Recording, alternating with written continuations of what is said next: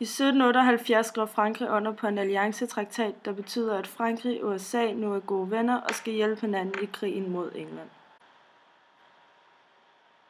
Det koster mange penge for Frankrig at hjælpe USA, og da krigen ender, går det skidt for den franske økonomi. Frankrig har også haft en dårlig høst, hvilket betyder, at der ikke er nok baguette til befolkningen.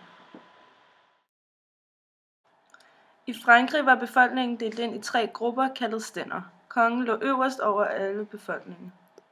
Jeg bestemmer over alle. Første standen var gejstligheden. Det var præster og andre kirkefolk.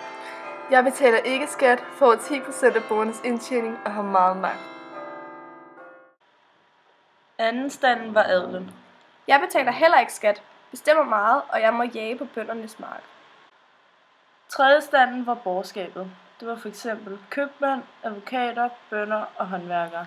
Jeg skal betale skat, men jeg bestemmer intet. I slutningen af 1700-tallet ville kongen lave et møde med alle 3 stænder. Men borgerskabet er sure. Vi betaler skat, og kongen vil have nogle penge af os, men vi må stadig ikke bestemme noget. Nu har vi dannet nationalforsamlingen og vil have mere magt. De siger til adelen og gejstligheden: I må godt være med, men så skal I følge vores regler.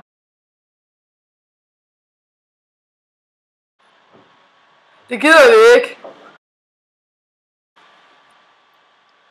Nej, jeg tror, jeg bliver nødt til at beskytte mine slotte og mine våben, så jeg indkalder en masse soldater. Jeg skal beskytte kongen og hans slotte.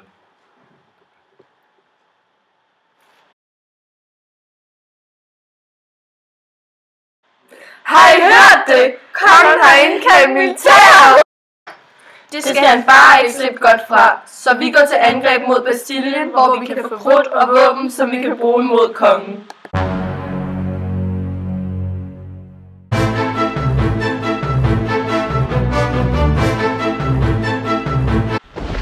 Revolution!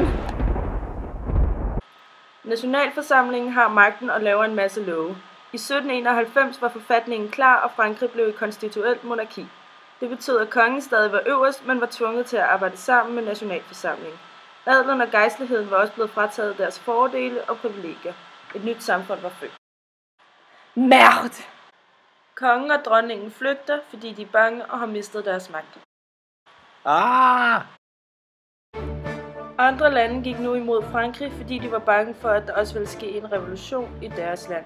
De gik i krig mod Frankrig for at stoppe dem. I Frankrig bliver kongen sat i fængsel, og det betyder, at de nye love ikke kan indføres.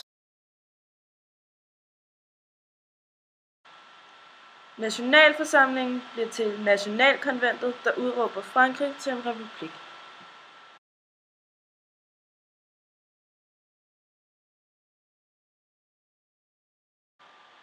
Ingen kan bruge mig til noget mere. Jeg er unødvendig, og befolkningen har besluttet, at jeg skal dø.